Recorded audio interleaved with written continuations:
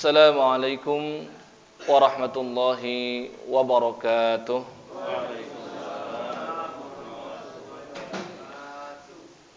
Alhamdulillahi wahdah, wassalatu wassalamu ala man la nabiyya ba'dah, habibina wa syafi'ina Muhammad ibn Abdillah wa ala alihi wa sahbihi wa mawalah. Allahumma salli ala Muhammadin wa ala ali Muhammad kama sallaita ala ali Ibrahim wa barik ala Muhammadin wa ala ali Muhammad kama barakta ala ali Ibrahim fil alamin innaka Hamidum Majid. Allahumma subhanaka la ilma lana illa ma 'allamtana innaka antal alimul hakim wa 'allimna ma yanfa'una wanfa'na bima 'allamtana. Rabbana zidna ilman warzuqna fahman amin ya rabbal alamin. Amma ba'du, kaum muslimin dan muslimat segenap jamaah Masjid Nurul Iman yang semoga senantiasa dirahmati dan dimuliakan Allah Subhanahu wa taala. Alhamdulillahirabbil alamin, mengawali ta'lim di sore hari yang cerah ini dengan puja-puji syukur kepada Allah Subhanahu wa taala yang telah memberikan kita limpahan nikmat dan karunia yang begitu banyak, baik itu nikmat iman dan Islam, dan kita harap nikmat tersebut terus sampai dengan akhir hayat kita, dan juga nikmat sehat wal afiat dan nikmat-nikmat yang lain. Semoga nikmat-nikmat tersebut senantiasa disempurnakan oleh Allah Subhanahu wa taala. Dan juga salawat beriring salam semoga senantiasa tercurah limpahkan kepada baginda Nabi Muhammad sallallahu alaihi wasallam, sosok nabi yang kita harapkan kita mendapatkan syafaat daripadanya di yaumil qiyamah nanti, dan semoga kita semua dapat membersamai beliau di surga nanti. Amin ya rabbal alamin. Hari ini insyaallah kita masuk kepada hadis nomor yang ke-39 daripada hadis Riyadhus Shalihin min kalami Sayyidil Mursalin karangan Al-Imam An-Nawawi, dan masih pada bab sabar. Ya. Dan hadis ini hadis yang sangat pendek. Memang berbicara sabar itu ya pembicaraannya mudah dan pendek, Pak. Yang sulit itu kan prakteknya, betul. Ya. Demikian juga hadis yang akan kita bacakan kali ini adalah hadis yang sangat-sangat pendek yang diriwayatkan oleh Sayyidina Abu Hurairah radhiyallahu taala anhu. Sahabat Abu Hurairah menyampaikan ia mendengar Nabi sallallahu alaihi wasallam bersabda, "Man yuridillahu bihi khairan yusib minhu." Ya, yang artinya barang siapa yang dikehendaki kebaikan oleh Allah Subhanahu wa taala, maka Allah akan timpakan ia musibah. Ya. Biasanya kita mendengar kata musibah itu kan konotasinya buruk, betul Pak? Ya. Tapi ternyata kaidahnya berbeda. Ya. Nabi sallallahu alaihi wasallam sampaikan, saya ulangi, man yuridillahu bihi khairan yusib minhu. Barang siapa yang Allah kehendaki kebaikan untuknya, maka Allah akan timpakan dia musibah. Ya, ini hadis yang sahih. Terdapat dalam Sahih Al-Imam Al-Bukhari, nomor hadis 5645. Ya. Artinya hadis ini harus kita amalkan dan kita perlu mengetahui lebih dalam tentang hadis ini. Dan semoga Allah memudahkan kita untuk memahami hadis ini. Amin ya rabbal alamin. Apa yang bisa kita ambil daripada faidah hadis ini? Yang pertama yang bisa kita ambil bahwasannya orang yang ditimpa musibah itu adalah indikasi dia adalah orang baik sebenarnya. Ya. Mungkin selama ini mindset kita, ya, pola pikir kita, kalau ada orang yang tertimpa musibah bertubi-tubi, banyak sekali musibah, ini orang kena musibah mulu, kayaknya ada masalah nih. Ya. Mungkin Allah lagi nggak suka sama ente, biasanya begitu. Ya, komentar kita kepada orang yang tertimpa musibah biasanya buruk. Ya, seolah tolak ukur kesenangan Allah terhadap hambanya itu adalah diluaskan semudah-mudahnya untuk dia dalam hidup. Dan seolah kalau Allah nggak suka terhadap hambanya, berarti tandanya Allah berikan dia ujian bertubi-tubi, musibah yang tiada henti, terus menerus. Ya. Padahal ternyata Nabi sallallahu alaihi wasallam mematahkan anggapan itu. Beliau katakan, "Man yuridillahu bi khairan yusib minhu." Barang siapa yang Allah kehendaki dia mendapatkan kebaikan, Allah akan timpakan dia musibah. Dan pola pikir manusia pada umumnya pun juga sudah ditolak mentah-mentah oleh Allah Subhanahu wa taala. Ya, kata Allah dalam surah Al-Fajr surah yang ke-89. Di ayat yang ke-15, ayat yang ke-16, Allah Subhanahu wa taala berfirman, فَأَمَّا الْإِنسَانُ إِذَا مَا ابْتَلَاهُ رَبُّهُ فَأَكْرَمَهُ وَنَعَّمَهُ فَيَقُولُ رَبِّي أَكْرَمَنِ. Manusia pada umumnya, pola pikir mereka ketika idza mabtalahu rabbuh, diuji oleh Allah Subhanahu wa taala, ya, apa ujiannya? Fa akramahu, dia dimuliakan di mata masyarakat, dia mendapatkan jabatan, dia memiliki harta benda dan lain sebagainya. Wa na'amahu, diberikan berbagai kenikmatan, kayaknya hidupnya tuh enak terus, ya, seolah dia itu anak sultan gitu, Pak. Enggak pernah ada sengsaranya gitu. Ya, padahal anak sultan juga ada sengsaranya ya, Pak ya. Ya, idza mabtalahu rabbuhu fa akramahu wa na'amahu fayaqulu rabbi akraman. Dia akan mudah berkata, Rabbku sedang memuliakanku. Ini pola pikir manusia umumnya. Wa amma idza mabtalahu faqadara alaihi rizqahu fayaqulu rabbi ahanan. Begitu juga sebaliknya. Pola pikir manusia pada umumnya ketika Allah uji manusia dengan sempitnya rizki, sulitnya kehidupan, ya, sulitnya mata pencaharian, dia akan dengan mudah mengatakan fayaqulu rabbi ahanan. Ini Allah sedang menghinakanku. Padahal di ayat yang ke-17 Allah bantah, kalla. Kalla itu sekali-kali tidak. Maksudnya pola pikir yang seperti itu adalah salah. Ya, maka tadi Nabi sampaikan, man yuridillahu bihi khairan yusib minhu. Maka orang-orang yang mendapatkan musibah hari ini, sejak kemarin, 2 hari yang lalu, atau besok tertimpa musibah, jangan lupakan hadis ini. Selalu ingat hadis ini, bahwasannya Allah menginginkan kebaikan kepada orang yang dikehendaki oleh Allah tertimpa musibah. Dan orang-orang yang dikehendaki kebaikan ternyata tidak hanya orang yang tertimpa musibah. Jadi kalau kita ingin termasuk orang-orang yang dikehendaki oleh Allah kebaikan, artinya mungkin kita menginginkan sesuatu, tapi sesuatu itu tidak kita raih. Ternyata Allah, ya, menginginkan yang lain. Tandanya Allah ingin kepada kita mendapatkan kebaikan. Contoh misalkan, ya, saya berikan contoh. Ada seorang pelajar, ya, dia ingin sekali masuk ke sekolah negeri, ya, karena mungkin cita-citanya ingin menjadi seorang pakar ekonom, seorang bisnismen dan lain sebagainya. Tapi orang tuanya menolak mentah-mentah keinginannya masuk ke sekolah negeri. Dia masukkan ke mana? Ke pesantren. Sampai di pesantren, karena dia tidak puas dengan keputusan orang tuanya, dia berbuat nakal, Pak.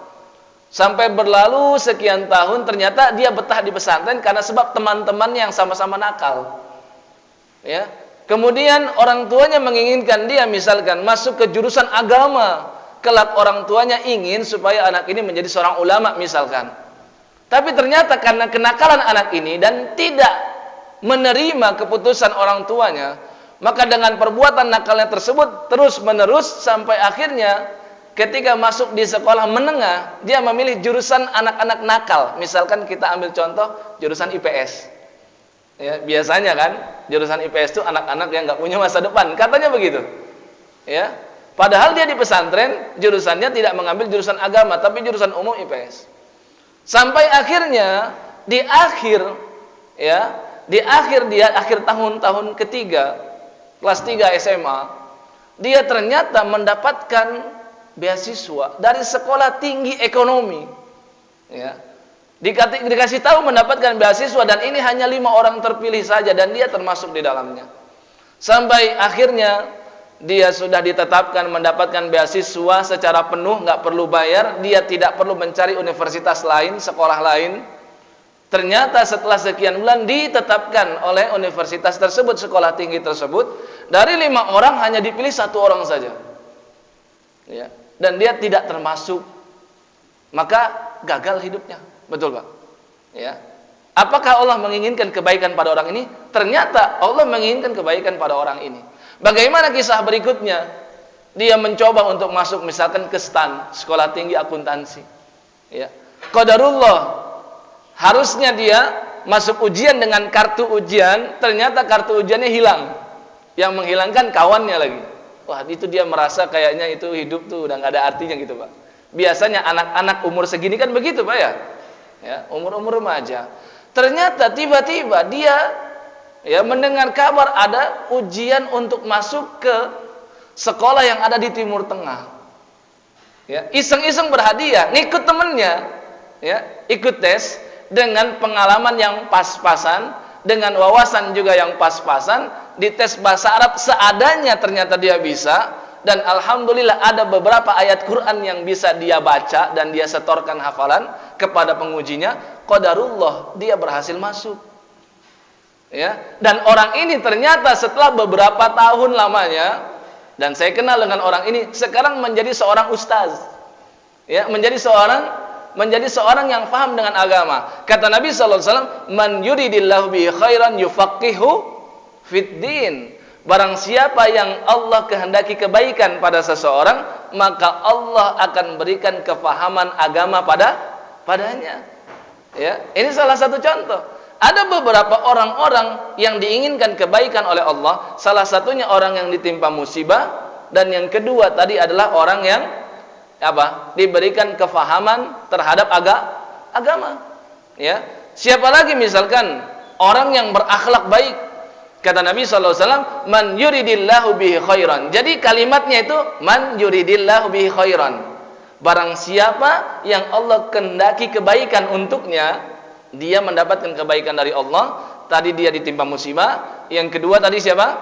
Diberikan kefahaman agama. Dan yang ketiga, yaj'al khuluquhu hasanan. Allah akan jadikan dia berakhlak yang baik.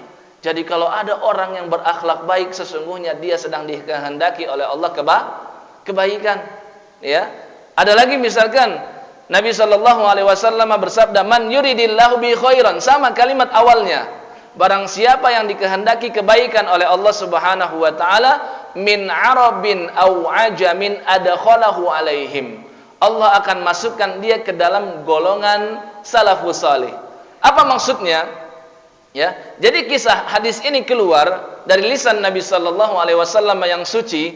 Awalnya adalah ketika seseorang bertanya kepada Nabi sallallahu alaihi wasallam tentang apakah Islam ini kelak akan sirna, akan hilang. Ya, apakah ada muntahanya, ada akhirnya? Nabi SAW sampaikan, "Na'am, iya, nanti Islam kelak akan menghilang." Kemudian kata Nabi SAW, setelah menghilang, ada lagi generasi berikutnya yang menjadikan Islam berjaya kembali. Kemudian ada lagi generasi berikutnya yang menjadikan Islam lagi-lagi lenyap dan hilang. Ya, jadi generasi ini terus datang. Ya, kata Nabi sallallahu alaihi wasallam, barang siapa yang Allah kehendaki kebaikan, maka orang tersebut akan adkhalahu alaihim, akan Allah golongkan dia termasuk generasi-generasi yang terbaik, yaitu sahabat Nabi, yaitu tabi'in dan tabi'ut tabi'in. Maka meskipun kita bukan generasi seperti mereka, kalau kita beramal seperti cara beramal mereka, maka sesungguhnya kita termasuk orang yang dikehendaki oleh Allah kebaikan. Ya. Ada lagi misalkan Nabi sallallahu alaihi wasallam sampaikan, "Idza aradallahu bi'abdin khairan ista'malah."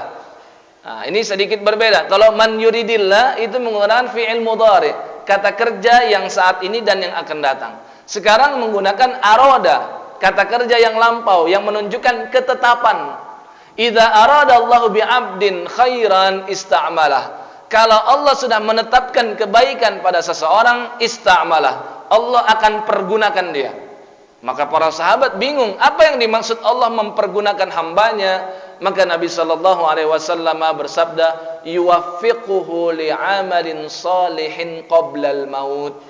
Orang yang dikehendaki kebaikan oleh Allah adalah orang yang senantiasa diberikan taufik untuk beramal soleh sampai dia wafat. Berarti matinya husnul khatimah.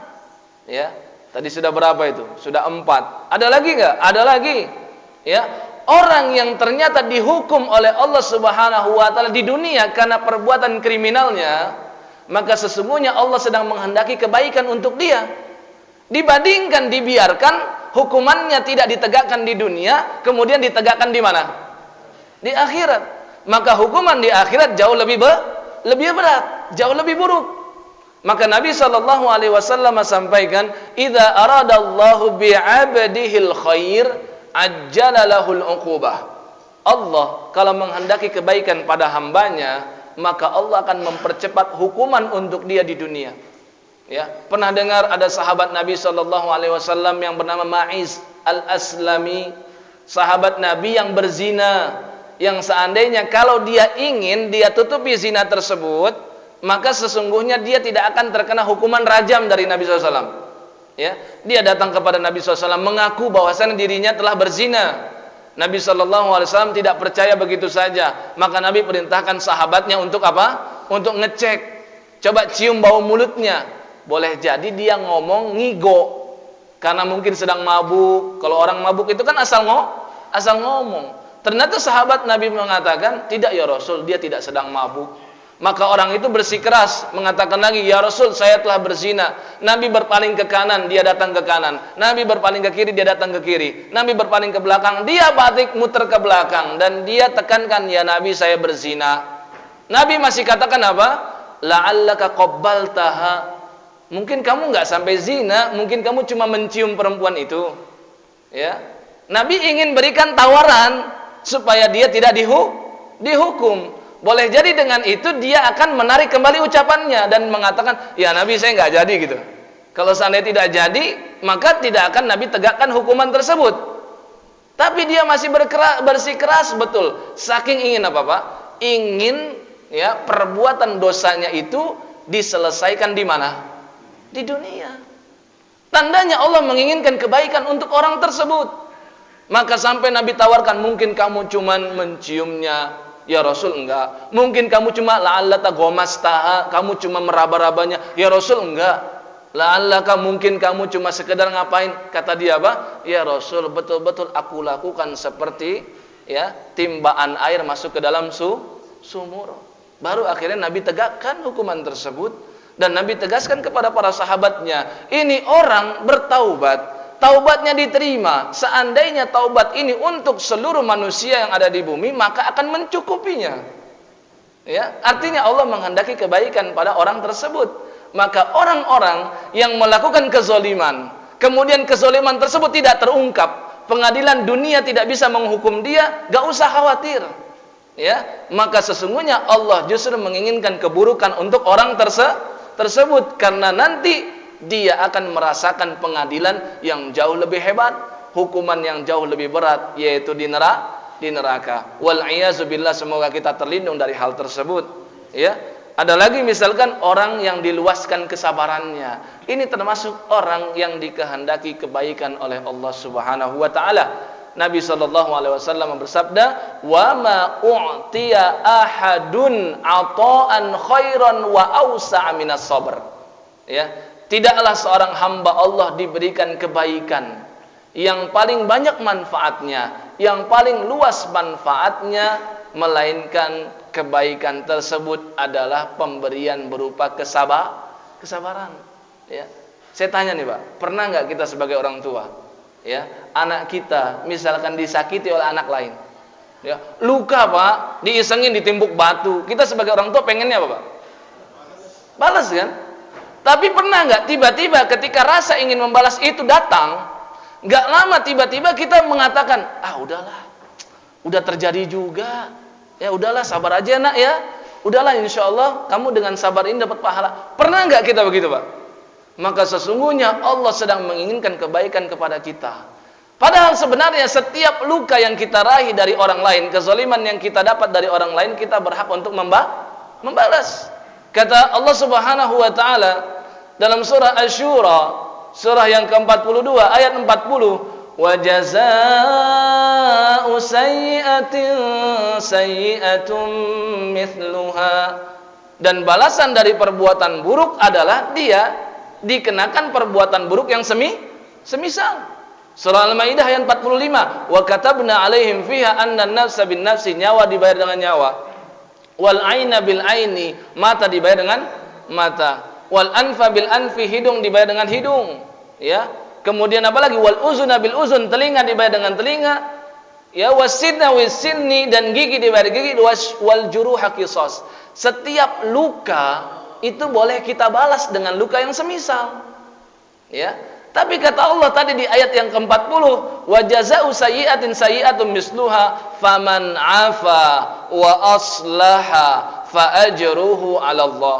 Barang siapa yang memaafkan, bahkan dia berbuat baik, dia diberikan keburukan, dia balas dengan kebaikan, faqad waqa'a ajruhu 'ala Allah, ya, maka pahalanya Allah Subhanahu wa taala berikan secara sempurna. Kalau kita pernah mengalami hal seperti itu, sedang greget ingin balas, tiba-tiba nggak ada angin, nggak ada apa, diberikan kesabaran oleh Allah Subhanahu wa taala, maka sesungguhnya Allah sedang menghendaki kebaikan untuk kita, ya.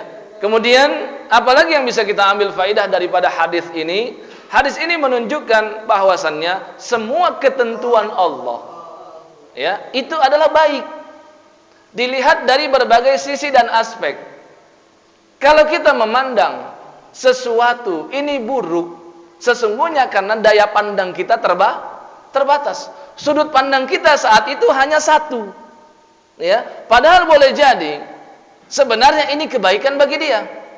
Allah Subhanahu wa taala berfirman dalam surah Al-Baqarah ayat 216, kutiba alaikumul qitalu wa huwa kurhul lakum wa 'asa an takrahu syai'an wa huwa khairul lakum wa 'asa an tuhibbu syai'an wa huwa syarrul lakum wallahu ya'lamu wa antum la ta'lamun. Allah mewajibkan berperang, berjihad, wa huwa kurhul lakum, padahal pada hakikatnya itu berat bagi kita. Sahabat Nabi dulu ketika masih menjadi minoritas, ya, diperintahkan oleh Allah untuk bersabar, ya, disakiti seperti apapun oleh kufar Quraisy, Allah nggak izinkan untuk membalas. Kita ambil contoh korban-korban yang pertama keluarga Yasir misalkan, ya, Yasirnya dibunuh, ya, kemudian istrinya Yasir, ibunya Ammar itu juga dibunuh, ya, dengan cara yang tidak normal, ditusuk, mohon maaf, dari duburnya keluar, ditusuk sampai dadanya, ya, mati dia.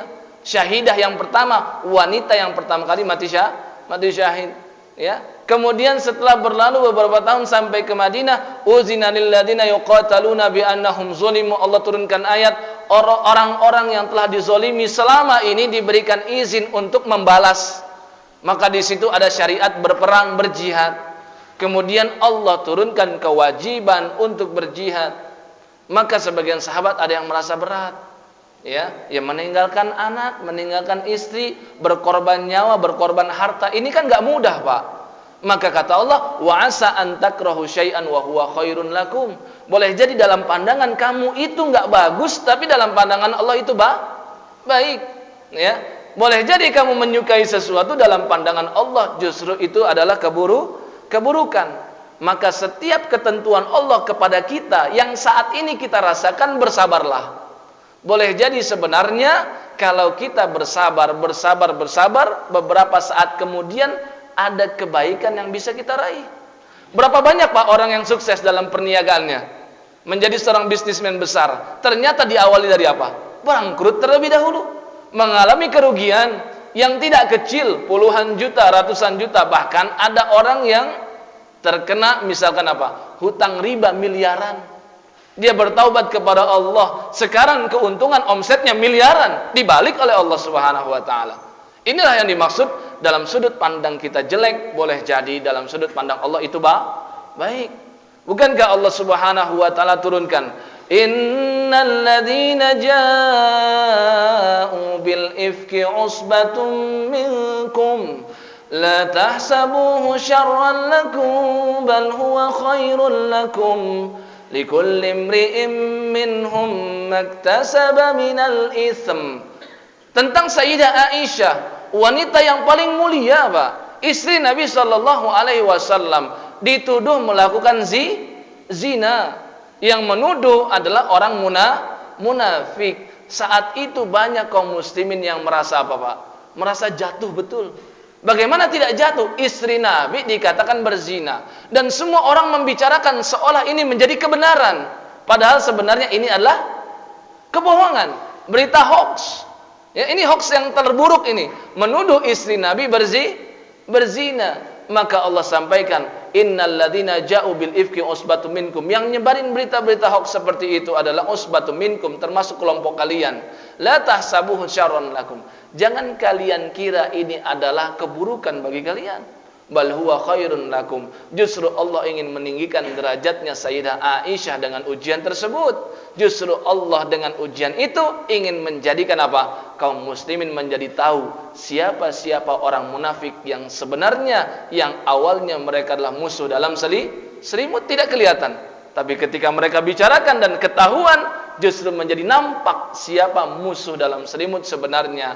Orang-orang munafik siapa-siapa saja orangnya, dengan peristiwa tersebut ternyata banyak sekali kebaikan yang bisa didapat. Maka setiap musibah yang Allah timpakan kepada kita, yakinlah bahwasannya ini adalah kebaikan. Ketika kita memandang ini buruk, sesungguhnya ini karena keterbatasan pengetahuan kita. Kita tidak tahu apa yang gaib, tidak tahu 5 menit kemudian, 10 menit kemudian. Boleh jadi setelah musibah saat ini, tidak lama dari itu Allah berikan banyak karunia kepada kita. Inilah yang terbaik bagi seorang muslim, senantiasa berhusnuzon dari setiap takdir yang Allah berikan kepada dia.